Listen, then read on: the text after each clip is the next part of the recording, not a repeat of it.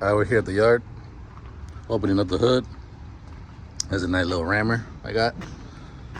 Today I'm gonna show you guys how to install a manual switch, airline, not electric, it's airline, for your fan clutch in case you don't have a manual switch. So, you wanna find out how I do it? Stick around in this video.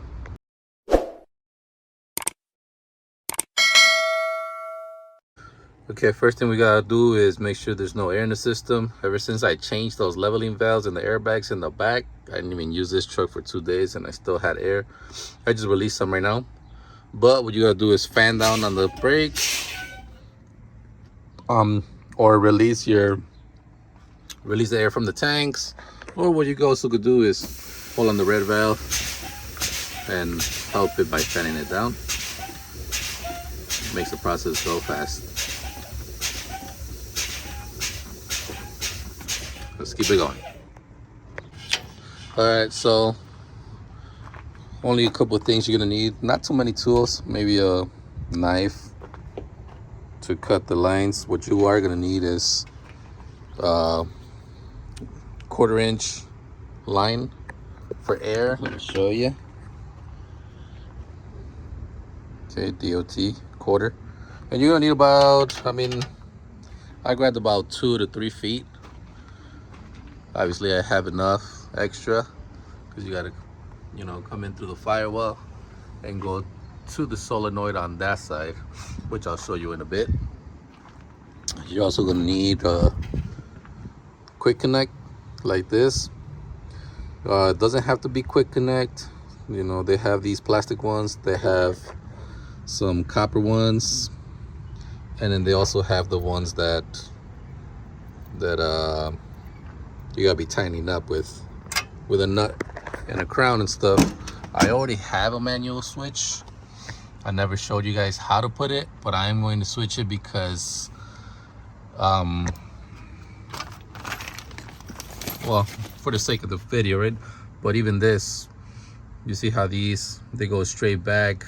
With this switch, there's one line going down and it's kinky, my line, so I'm gonna switch it anyway. I'll show you guys how to put it in case you guys don't have a manual switch. This comes in very, very handy, especially if your fan clutch don't want to activate after like 217, 220.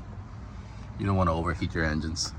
Okay, so you can obviously put it anywhere in your dash, wherever you guys want. I just have mine right here, because they put the electronic one here first, so I'm using the same spot. That's the one that I have right now, and as you guys can see, the line is a little bent, a little kinked over there, and I want it to be better. I might just mess around and just put it up here, that way the lines are straight back, but we'll see. Okay, what I'm gonna do with the switch first is I'm gonna put it up here where it says off-road. I ended up taking this switch. There's nothing connected to it. It was just there. Okay, and then I'm gonna put this switch down here so it doesn't look that ugly out here. Okay, just gonna switch it out. That way the lines are, nice and stretched out and not kinked out there. And then, well, we're gonna put this on off. Little plaque right there. I'll get it right now, and then tighten it up with this little nut. Well, that's how it looks like out here. The panel, like I said, just use the little nut, tighten it up, and we're gonna see where we're gonna feed those lines to. All right, I made a mistake. I apologize for that. So you are not gonna need the fitting with the 3. You're gonna need 2 of the 1/4-inch fittings. But what we're gonna do is look for the solenoid for the fan clutch, which is this one in my case. It's a Kenworth. Look for the solenoid. Look for the air line, which was this one connected, obviously all in one piece.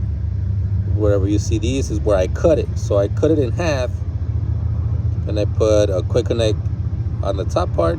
I put a quick connect on the solenoid part, And now from there, we're gonna run 2 lines. Okay, a line here, I got them already here. Remember, 1/4-inch lines. So now you're gonna run them through anywhere in the firewall, wherever you find space. In my case, go underneath the driver's side. There's a nice big hole over there where everything's going through. That's where I feed my lines through. That's where they're nice to go inside. So make sure you find a nice good place to feed your lines. That's why I say grab, I don't even know if it's 2 to 3 feet. Maybe grab like 6 feet, 6 to 8 feet. Yeah, 2 to 3 feet is not possible. Grab like 6 to 8 feet of line maybe. The more the merrier. Like I said, then whatever extra you have left over. But grab just enough, man. Like 8 feet. I want to say.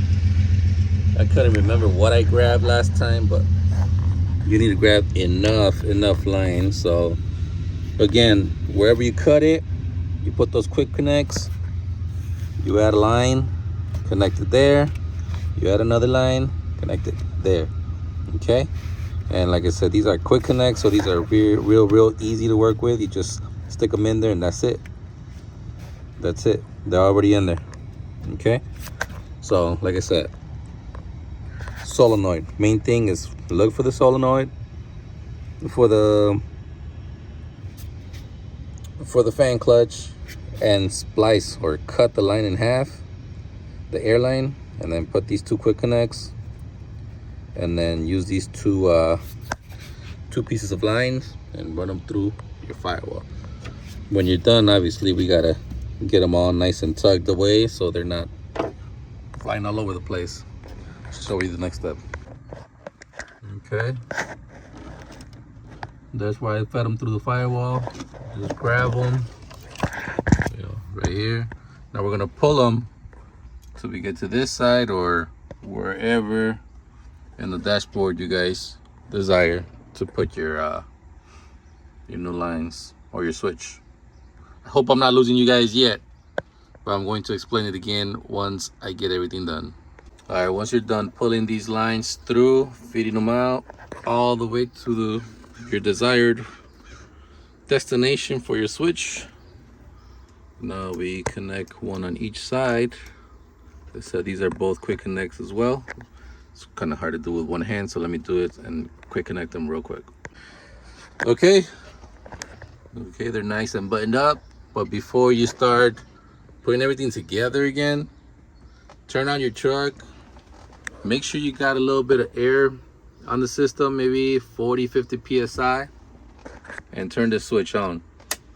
You turn it on and you just hear a little air going through. That means you're good. Okay, but if you turn it on and all the air is coming out through here, that means your lines right here are reversed. All you gotta do is, change it from one side to another. You'll be good. Try the switch again and you'll be all right. But let me turn on the truck, make sure it works, and if it starts throwing all the air like that, I'm going to show you guys what I mean.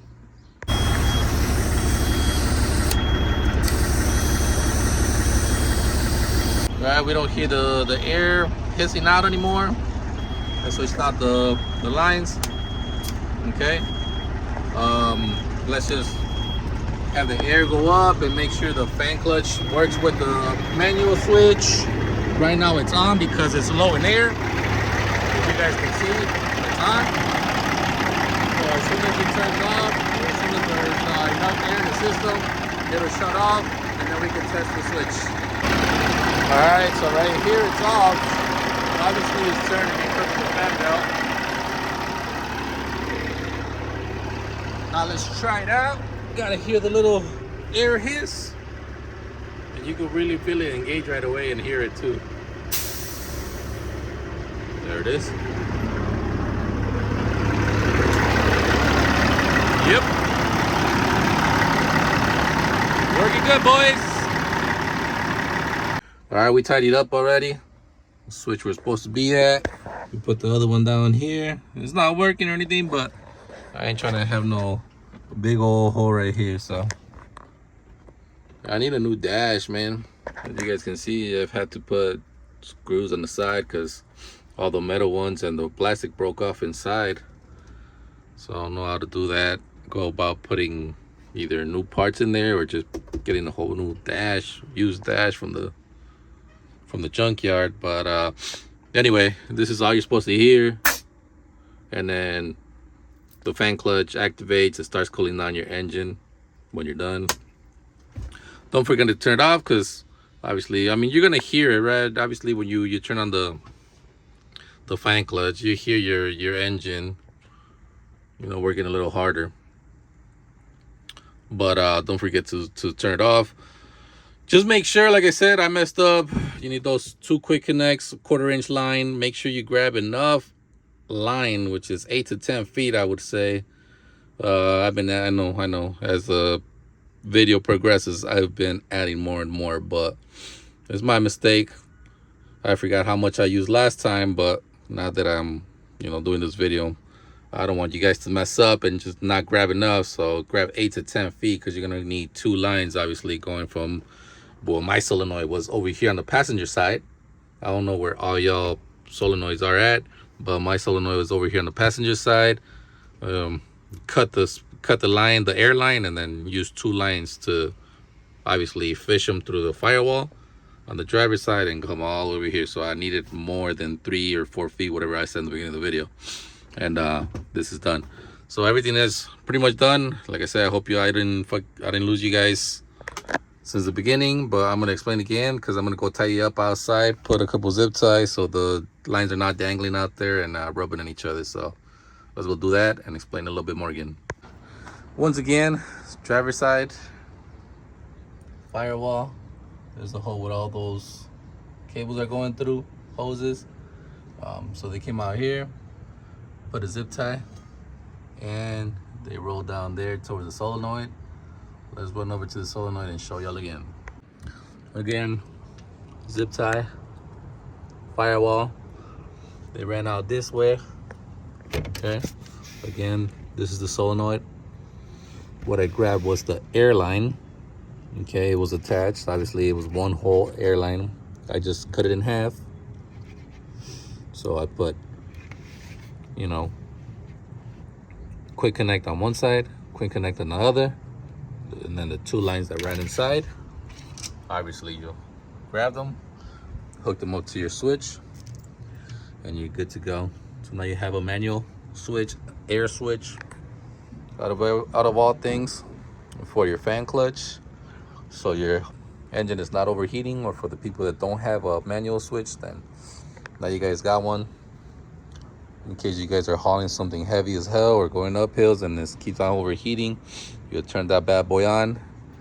No more problems, man. But if I said anything wrong, if I skipped a step, or if you guys have any questions, you're always more than free to put it on my comments.